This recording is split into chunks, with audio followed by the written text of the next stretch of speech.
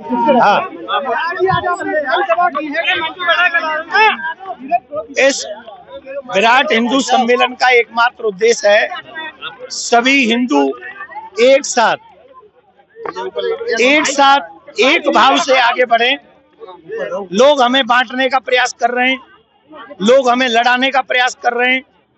उस प्रयास को निष्फल करें, उसे कामयाब न होने दें और ऊंच नीच छोड़कर सभी सनातनी एक साथ अपने आने वाली नेक्स्ट जनरेशन के लिए काम करें, अपने धर्म के लिए काम करें और अपने देश के लिए काम करें।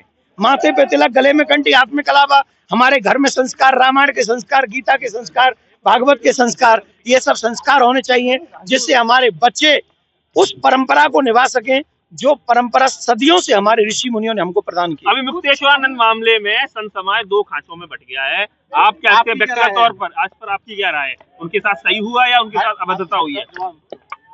देखिए, मैं आपसे एक निवेदन कर दूं, ये मेरे लिए धर्म संकट वाला विषय है। मैं इसीलिए, कई लोग कह रहे थे ये नहीं बोल रहा है, ये नहीं बोल रहा है, हर जगह बोलता है। मैं आपको बता दूं, बहुत सारी जगह ऐसी होती हैं जहां धर्म संकट होता है और धर्म संकट में उस समय, क्योंकि दोनों अपने हैं, एक तरफ तो शंकराचार्य भगवान, तो मेरे जैसा तुच्छ प्राणी क्या बोलेगा उनके लिए, मेरे जैसा तुच्छ प्राणी क्या बोलेगा। दूसरी तरफ वो लोग भी हैं जो इतनी बहुत बड़ी संख्या में जो आए हुए स्नान के लिए लोग हैं, उनकी चिंता कर रहे हैं।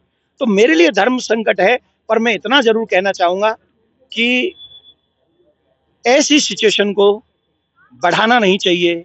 आपसी मतभेद भुलाकर प्यार से प्रत्येक सनातनी को एक स्वर में बैठकर उसे सुलझाना चाहिए, उलझाना नहीं चाहिए। एक और बात, प्रशासन को भी चाहिए कि जिसके माथे पे तिलक हो, जिसके सर पे शिखा हो और जिसने भगवा धारण कर रखा हो, उस प्रशासन को ये भी समझना है कि हमें उन्हें आदर से, अपनी कोई बात रखनी है हम लोग आदर से रख सकते हैं, लेकिन जिस तरीके से मारपीट वो ठीक नहीं। सरकार तो कह रही है कि भाई आप ना ये बता दो, शंकराचार्य की आप पर पदवी है कि नहीं, सुप्रीम कोर्ट तक का हवाला दे रही है।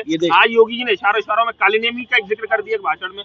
ये चीजें क्या चल रही है? मैं एक राजनीतिक पहलू पर या किसी पर्सनल पहलू पर कोई जवाब आपको नहीं देने वाला हूं।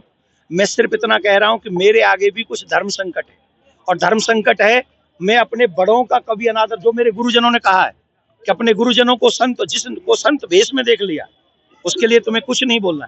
तो मेरा प्रयास वही है। फिर भी मैं आप सबके माध्यम से एक ही बात कहूंगा, प्लीज आपसी मतभेद भुलाकर सनातन को जोड़ने का काम कीजिए, तोड़ने का नहीं। बहुत बहुत धन्यवाद।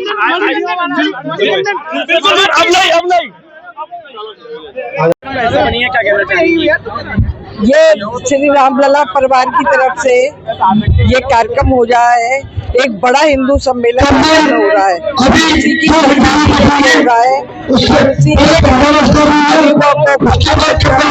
वितरण का भी आपके माध्यम से कहना चाहती हूँ,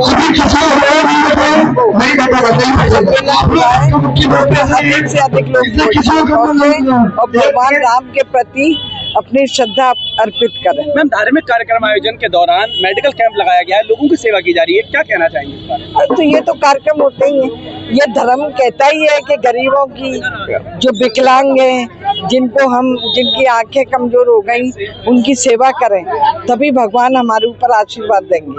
थैंक यू।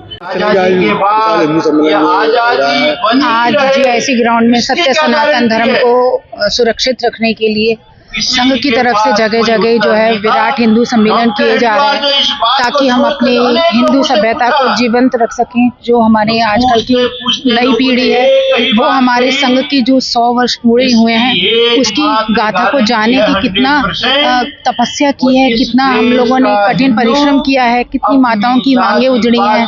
तो उस पद्धति को, उस आज़ादी को, उस सनातन धर्म को हम सभी लोग आगे रखें। इसके लिए आज यहाँ पर एक आचार्य देवकी नंदन जी आए हुए हैं और एक साध्वी भारती जी आई हुई हैं, जिनको सुनने के लिए हम लोग यहाँ आए हुए हैं। और सभी को मेरी विराट हिंदू सम्मेलन का होने की बहुत बहुत शुभकामनाएं। सत्य सनातन धर्म की जय। तो महिलाओं की संख्या कितनी देखी जा रही है सम्मेलन के अंदर? संख्या ठीक है, पर और भी होनी चाहिए, क्योंकि जो हम अपने बच्चों को महिलाएं दे सकती हैं वो कोई और नहीं दे सकता, क्योंकि महिलाएं घर में रहती हैं और बच्चों को हर समय देखती हैं।